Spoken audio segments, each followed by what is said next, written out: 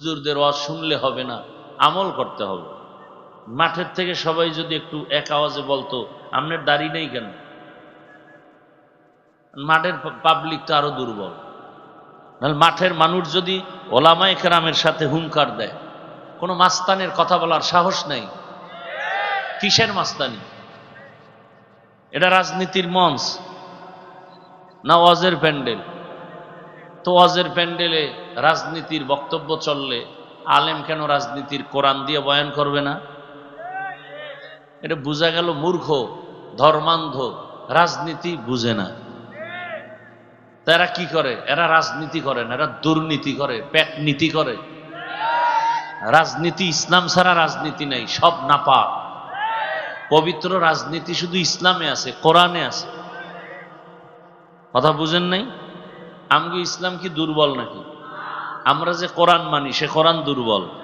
যে সব বিষয়ের সমাধান আছে, রাষ্ট্রের ব্যাপারে কোরআনে কিছু নাই, এদিক থেকে কোরআন দুর্বল? কি রাষ্ট্রনীতির ব্যাপারে ইসলাম দুর্বল? তো কেন বলেন ইসলামে রাজনীতি নাই? আবার বলে ধর্মের সাথে রাজনীতিকে টানবেন না। আমগো ধর্মই তো রাজনীতি। ফুল দিয়েন, ঘেরান টানবেন না ফুলের সাথে, মানি?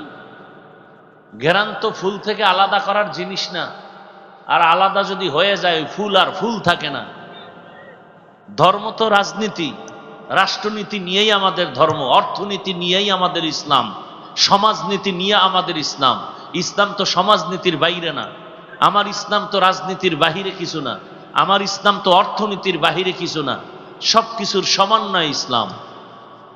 এটাকে আলাদা করবেন কিভাবে? আগুন পানি আলাদা করা যায়, চিনি পানি আলাদা করবেন কিভাবে?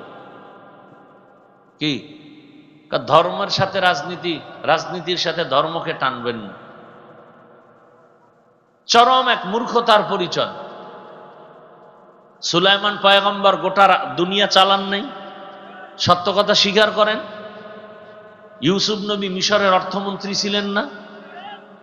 বাদশাহ জুলকারনাইন গোটা দুনিয়া পরিচালনা করেননি? আমার রসুল মদিনার রাষ্ট্র চালান নাই? আবু বকর, ওমর, ওসমান, আলী রাষ্ট্র পরিচালনা করেন নাই? এগুলো ইসলামের বাইরে। কি বুঝাতে চান?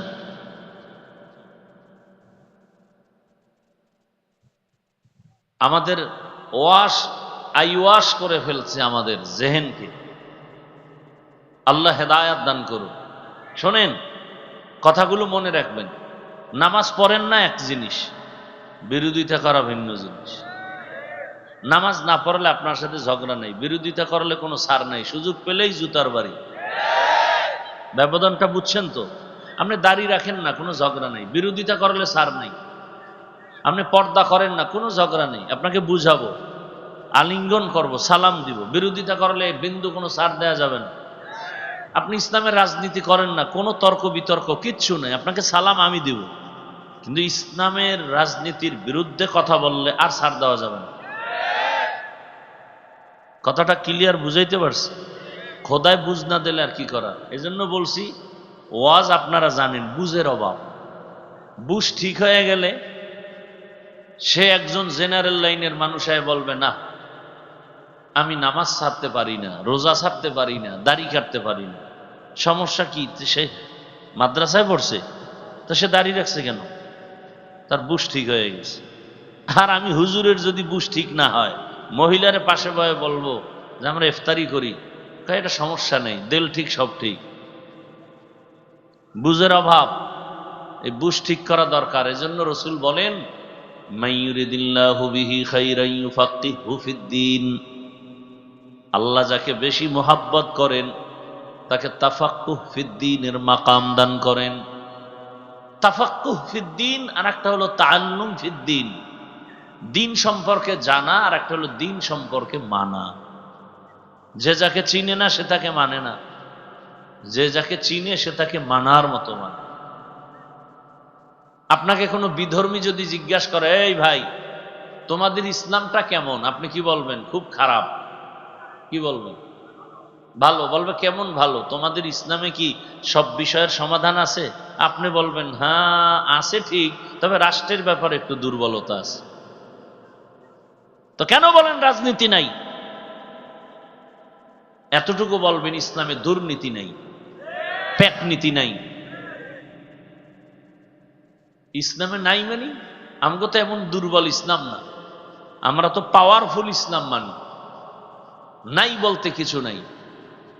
আর এ কথাও চিরসত্য মনে রাখবেন, লিখে রাখবেন, যতদিন পর্যন্ত এ জমিনে ইসলাম কায়েম হবে না ততদিন পর্যন্ত এই জমিনে শুধু চাপাবাজির আওয়াজ শুনবেন, শান্তি কপালে আসবে না কোনোদিন না। আপনি চাপাবাজি করতে পারেন, শান্তি পেতে হলে ইসলাম ছাড়া কোনো রাস্তা নাই।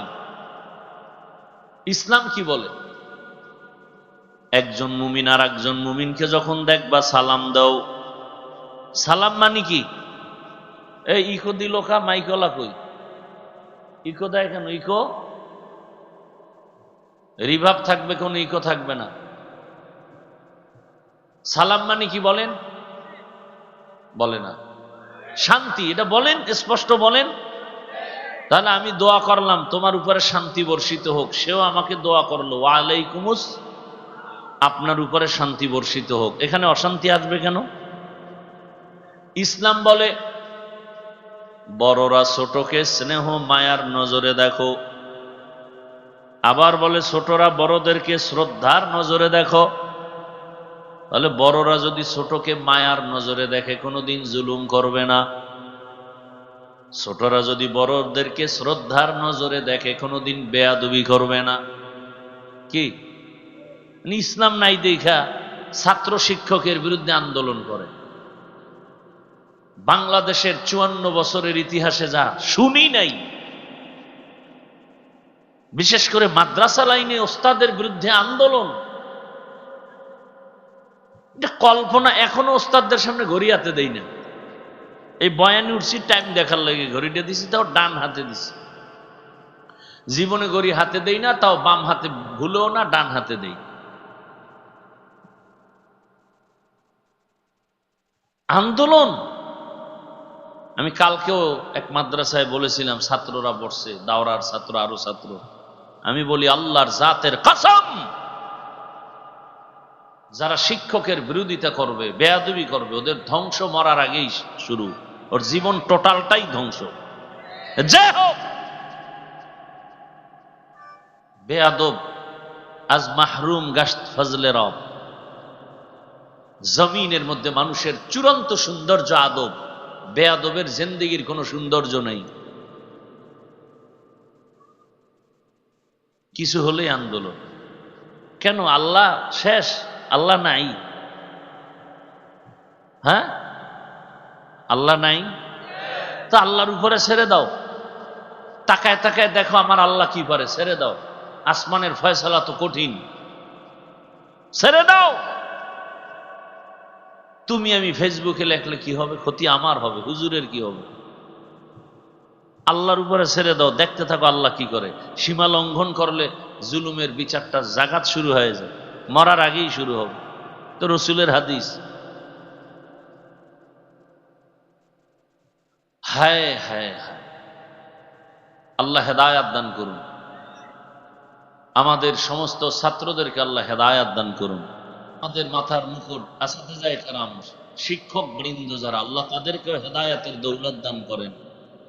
প্রতিটি শিক্ষা প্রতিষ্ঠান রসুলের আদর্শের উপরে কায়েম ও দায়েম রাখেন। আমিনও বলেন। এত ভিআইপি হইলেন,